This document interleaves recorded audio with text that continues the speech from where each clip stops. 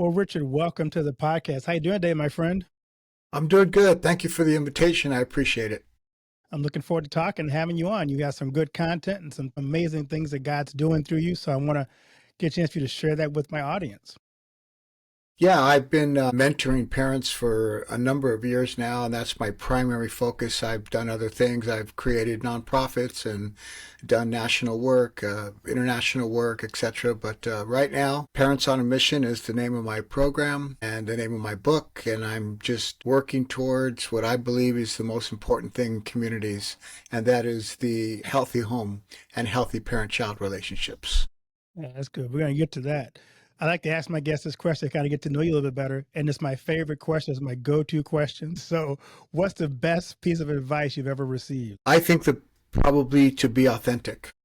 Mm, To be true to myself, to be who I am, not to try to be somebody else, not to use somebody else's script, not to copycat, to be the authentic me, and that I have an authentic voice and message to share, and that usually that's the best thing I can do to develop and help other people is just to be myself and be true to that. I love that. That is so good. I'm curious for someone like yourself. I read your bio. You've been very accomplished. But I always know that we don't get where we are in this world without, first of all, God being behind us, but also That's right. Him putting into our lives people at certain points in times to help us along the way. Who are some people in your life who have been mentors for you or guides for you along your journey? Just kind of tell us what made them special. And if you want to give their name and tell me if you kind of give them a shout out, you can do that. Yeah, well, in particular would be Pastor Ruben Reyna. He but was more my pastor for many years, starting back in the early 80s. And then he's kind of gone another way, and I started doing this work, so I don't see him as much as I used to. But he was in my life, and I followed him and his tutoring of me, mentoring of me, role modeling for me, a Christ-like life, reaching out, evangelizing, and all the different things that go into being part of the church. So I definitely would have to shout out to him and give him a lot of credit. After that, I always share with people that a lot of the mentors are what I call book mentors. These are people I've never met, but people like John Maxwell and Stephen Covey, uh, Pastor Rabbi Friedman, Jack Canfield. I mean, these are people, and I could name many more. Ryan Holiday. I mean, I could go on and on and on.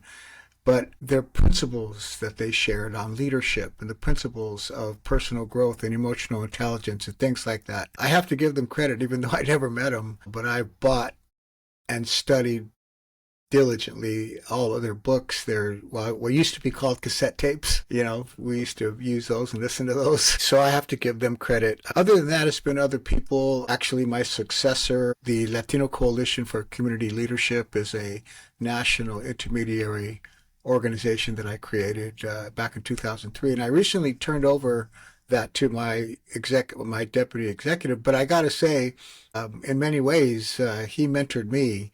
In many ways, we mentored each other, I suppose. We grew up together for 20 years, and recently I just turned over the organization to him. So his name is Richard Morales. He lives in Colorado Springs. That is so neat and neat that you can kind of remember those people in your life. So let's get into your Absolutely. background and what led you to become the founder of Parents on a Mission and Youth on a Mission, because I think that's a critical topic, especially in today's society and culture. I'm just kind of curious, how'd you develop that? Yeah, I grew up in Northeast Los Angeles, very gang infested, drug, all the typical stories that we all hear about in these big major cities. And that was very influential in my life when I was a young boy. It's hard to escape those things when you're in the neighborhood. But the thing about it is that even though a lot of these guys try to glorify it, there's nothing to glorify. It is a lot of death, a lot of violence, a lot of loss of friends. And those things stuck with me. My escape from those things was, I always say three things. My mother, a single mom raising 5 children by herself in the barrio of Northeast Los Angeles, but she was a disciplinarian and didn't put up with a lot. So that always helped me and my brother.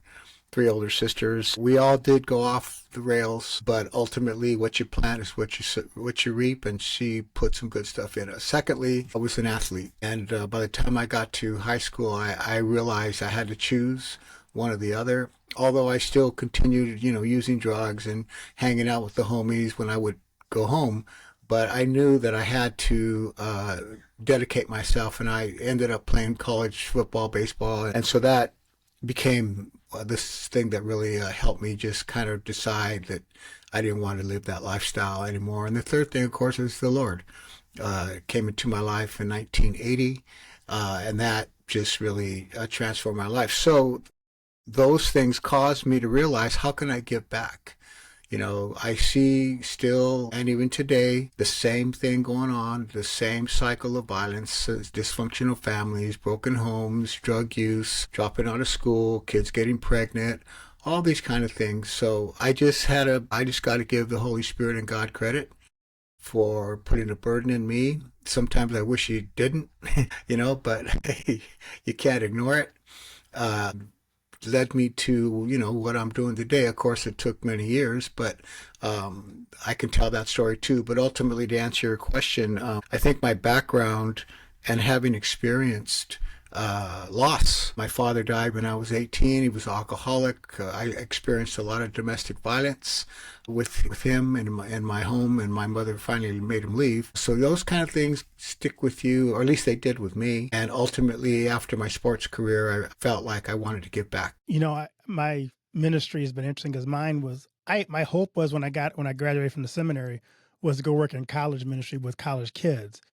That wasn't where God sent me. God sent me to Detroit, inner city Detroit, sent me to inner city St. Louis, inner city Milwaukee, and then working in the Chicago area. And it was frustrating for me because there are so many misconceptions about that lifestyle.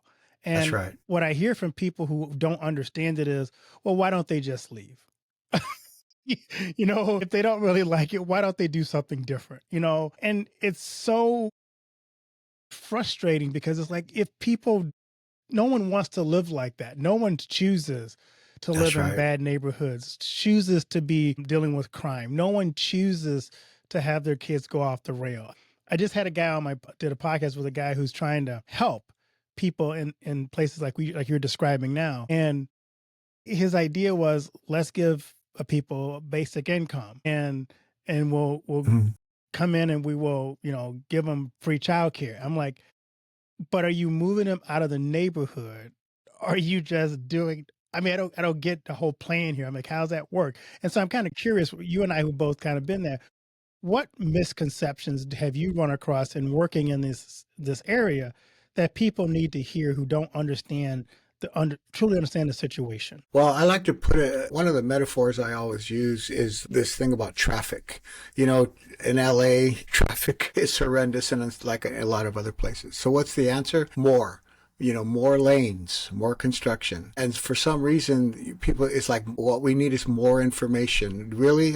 If more information, if more police, if more parks, pools, and playgrounds, if more prisons, if more principals of high schools and probation officers, if more of all of that was the answer to these problems, we would have solved these problems a long time ago.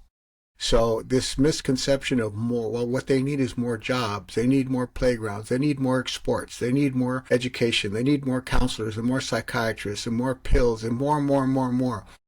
What they need is more parents on a mission who understand the importance of their relationship and winning the attachment and loyalty of their children, and therefore that serves as a inoculation, if you will, a vaccination of integrity. And because you're putting that within the soul and the heart and the spirit of your children, then they can go out to where all the toxins are, all the environment of gangs, drugs, violence, and all the rest of it, and be a light in the darkness. And they can walk in that path, even though they're surrounded by all those toxins. They've been inoculated with something more powerful. And that, to me, is what's missing. It's in the home that's missing. All these other things are fine. The programs and sports and all these things are great. But again, obviously, it's not enough. Otherwise, we wouldn't be having so many of these problems that we see. I love that. And that's the thing I think that's missing is it's not about more dollars here or more money here because we're throwing money at a lot of these problems and they just keep getting worse. And That's right. we keep getting worse and worse examples of how to fix it. I'm like, stop, just stop and Yeah. actually talk to the people that you're trying to help and Right. listen to Right. what they're telling you. Yeah, Keith, poor people can be happy. Poor people can be successful ultimately. I grew up, I always say when we went to the store, my mom didn't pay with money. She would rip coupons out of a book, food stamps. But we were relatively poor. Again, my mother put something in me that was more valuable than money. And again, I'm not saying we don't need money. I know we need money. I mean, who doesn't want more money? But it's obviously not the solution. It's a help if you know what to do with it. Poor people can make it. Single mothers can raise children to be successful. My brother and I and my sisters are a prime example of that. So yeah, there's a lot of misconceptions about how do you help people struggle out of poverty, out of drugs, out of gangs, out of violence, out of tough neighborhoods. Well, like you said, they can't all afford to leave, but there's something else you can do, and it starts in the home. I love that. So let's talk about your book. What inspired you to write your book and give us a title of your book? Yeah, the name of my book is Parents on a Mission: How Parents Can Win the Competition for the Heart, Mind, and Loyalty of Their Children. And what I say, my primary message to parents in America and in the world, really, because I've seen it work in international circles as well, you are in a daily competition for the heart, mind, and loyalty of your child or your children. And if you don't understand that, you're not even in the game, and you need to get in the game. To take the loyalty of your child for granted, especially these days with social media influencers that are luring children away from your family values, you need to wake up, mom and dad. And we cannot escape the 24/7 bombardment of information through music, movies, magazines, and social media. That is never going to stop, we all know. So I wrote my book to extend my message so that I could reach more people. One guy, this helps. Thank you so much for allowing me to speak here. But I wrote the book because of all the trainings I've done throughout the country in Canada, Guatemala, and now El Salvador. It's still not enough. So I figured if people cannot attend my training, or if they cannot attend the classes by the people that I've trained, there's a book and anybody can get that book. So that's why I wrote it, to extend the message to more people. You've also been involved in programs to kind of help the Parents on a Mission become more than just a book, but some practical things. How do these programs address the challenges that parents and young people are facing today? Well, I think, as I already said, to address the challenge of who's going to win the loyalty of your child. It doesn't have to be gangs. It could be another person. It could be a drug. It could be so many things. And I think that the values that we give our children, they're not being supported. Well, I'll say in many cases, with public education and different things going on in government, our values are not being supported. And so for me, that's where I think the work has to be done. Henry David Thoreau has a saying that it's really stuck with me over the years. He said, for every 1,000 men that are striking at the leaves of evil, one is striking at the root. And I believe that Parents on a Mission and Youth on a Mission and the work that we're doing there is striking at the root of so many problems that we see in our country today. And so, for me, that's the solution is, again, within the heart, within the home. And I'm trying my best to provide that solution through what I call mentoring programs. So what I do, train parent mentors and I train youth mentors. I wrote a curriculum of youth leadership and I wrote a curriculum for parent leadership.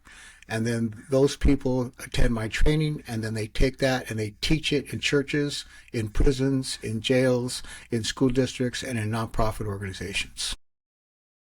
When I think about youth leadership and youth mentors, one of the things that always stuck out at me working in the inner city was it's so important for the mentors to stay for a long period of time. That's You right. do so much damage when you come into a child's life. They get attached to you, and then you're gone. And so I always was very, very careful with the mentors and the men that and the people that I chose to bring into that community, because I told them you have to stay long term because this is not a short term, check off a 6 week box and you're done. This is a long term mission. So how do you encourage people to think about it in a much longer period of time than we typically do things? We're very much clickbait society where it's like, Hmm. we're a video society. So we like our news quick and like to move on to Yeah. the next thing. I think it's because the people that we're recruiting to attend the training, they're people that have been there in the community long before I came around, and they're going to be there long after I go. For example, I just left El Salvador. I was in El Salvador this last weekend. These are people, they've been working with these young people for decades. So they are committed to the community, and it's the same here in the United States. Most of the people that we train they've been there for years, either through a nonprofit or a church or a teacher or school, and other community leaders. It's true that some of them, the younger ones, are it's possible that they will go on and move on to other things, but a lot of the people that are in our training, they're a little more mature, and they're a little more stable. And I look for that before exactly what you said, because these young people need that stability and somebody who's going to be with them for more than a year or two. Yeah, exactly. As you think about how you're pouring into parents, what skills are you trying to help instill in parents on a mission? Yeah, there's six main principles that we teach. The first one is personal growth or emotional maturity. That is the main thing, the main teaching, the main foundation. Say if in order to do all these other things we're going to go through, this is the main thing. You have to learn how to grow yourself. Growing up, I should say, growing old is automatic. I didn't try to get gray hair, lose my hair, and have a gray beard. It just was automatic. But growing up is not automatic. So when you have a 35-year-old man with a 15-year-old mentality and then he has children, that's a problem, and it's an ongoing problem because now you have a 15-year-old mentality dealing with a 12, 13-year-old kid, and it doesn't work very well. So personal growth is a huge part of what we teach. Then we talk about the proper use of authority. And I say that authority, the undermining of the authority of parents or parents who have lost respect for their authority, that is one of the main reasons why kids go astray. And so we teach the restoration of authority and the proper use of authority.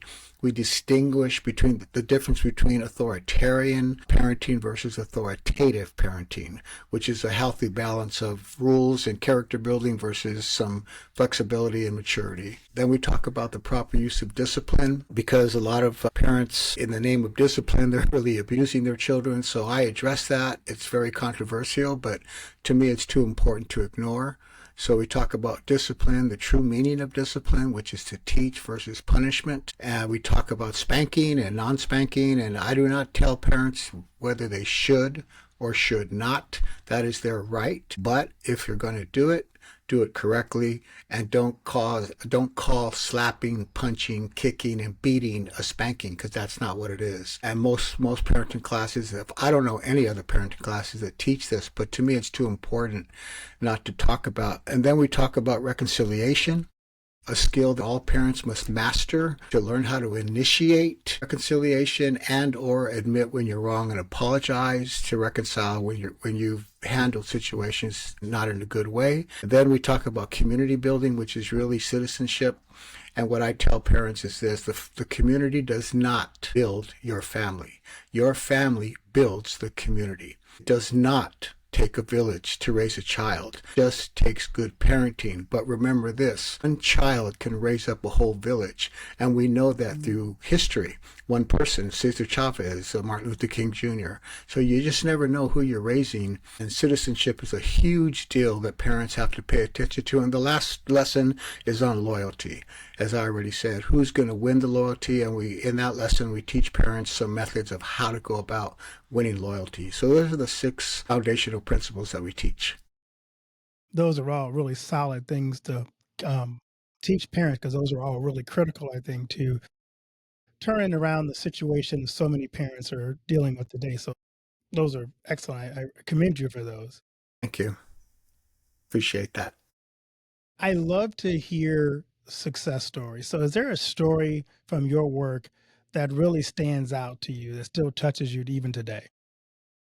You know, Keith, I hate to say it, it sounds like bragging, but I have so many stories. I will tell one, but I'm so humbled, truly, I'm humbled by the transformation that we've seen just by one of the principles that we teach in personal growth. There's four steps. The fourth one is forgiveness and the power of forgiving. And when parents just break down and they realize, maybe you've been part of the problem, that you're having with your kids. So one story, I received a letter from a woman, and she said that her family was so broken that Parents on a Mission, the classes actually had not shown up. She would have been put in jail. Her daughter would have attempted or committed suicide.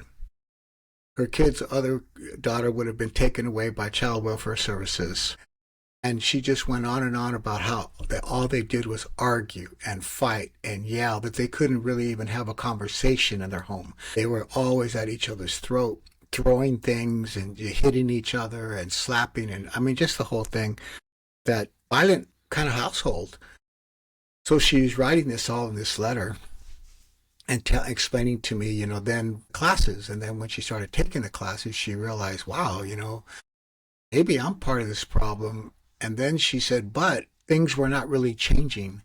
But she kept going to the classes, and she said around week number 8, she began to see some change. She said, but the change was in me. I started to change. I started to implement the things I was learning, and that's when I saw the change in my daughter. And one of the exercises we give them is to write them a letter. Try writing a letter or just tell your kids how much you love them, or ask them to forgive, whatever. So she did that, and she gave it to one of her daughters, and just caused a whole breakthrough. So she explains that in the letter. But the two things that stuck out to me on this story. Number one, she said at the very end, she said, you may not realize it, but you saved my family. But here's the blessing of that, Keith. I didn't teach the class. She wrote me that letter because she knew I was the author of the curriculum. But her classes were taught by other people I trained in a different city. And that is what I call the reproducing reproducers, or leadership. So I'm reproducing other leaders who can take this curriculum and effectively impart it to these families. And that was what was really a blessing to me, was that transformation happened by people I had trained and certified to teach the curriculum in a different city. I love that because that really is impact. So if someone's hearing this podcast and goes, how can I get my hands on this training? Because I think it's something that would really benefit my community, my neighborhood. How can they do that? They just need to go to my website, richardrramos.com. Don't forget the middle initial, richardrramos.com. And you can take that training online at your own leisure, at your own time frame, and be certified online.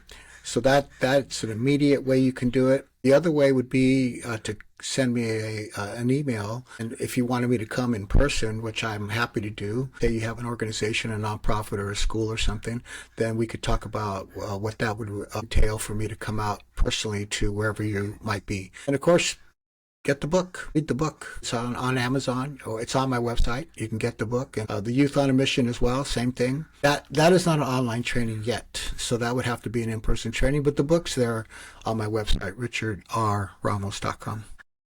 So you've gotten this done. What's your next major project? Well, three things. One, I'm writing a book right now on the art of step parenting, how to blend families without tearing them apart. I've been a blended family and step parent for many years, and there's so many different dynamics. So there's a lot of parents out there who are step parents, kids that are part of step families, and there's some dynamics there that I'm going to be talking about in that book. Also, I'm starting a master certification program, where now I will not be the only one offering this 3-day training. I'll certify other people to go out and train trainers, but besides myself. So that'll be probably rolled out later this year. And then last year I started an annual conference here, a Parents on a Mission conference here in Santa Barbara, California. So those are my next focuses right now. That is so neat.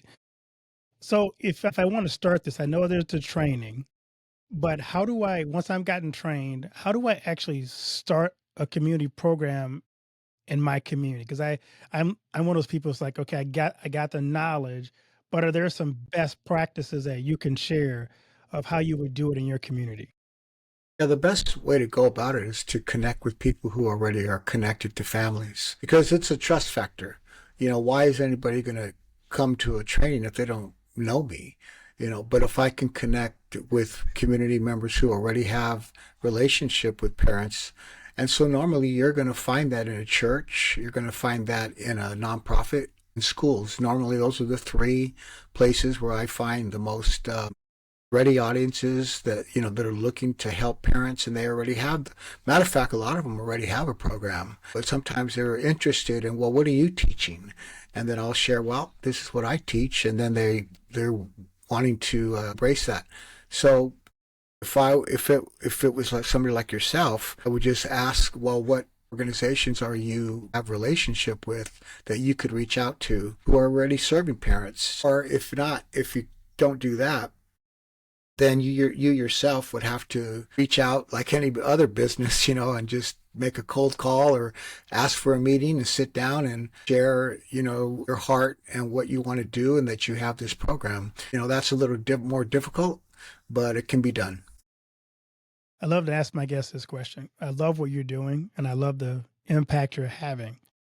What do you want your legacy to be? I want my legacy to be that I was known for reproducing leadership, or as I like to call it, reproducing reproducers. That you are reproducing leaders who know how to reproduce other leaders to improve the quality of life for all people. I think leadership is a key in producing and reproducing the quality of life, whether regardless of culture, ethnicity, or religion. And again, I believe that the most healthy communities and safe communities are where parents are raising their children to understand the blessing of diversity in communities and not be judgmental or unkind or prejudiced in any way. And to me, that's something that comes from the home. And I like people to say that about me when I'm dead and gone, that I was somebody who contributed to healthy communities like that because of the focus on the heart and the home where children are being raised. That's great.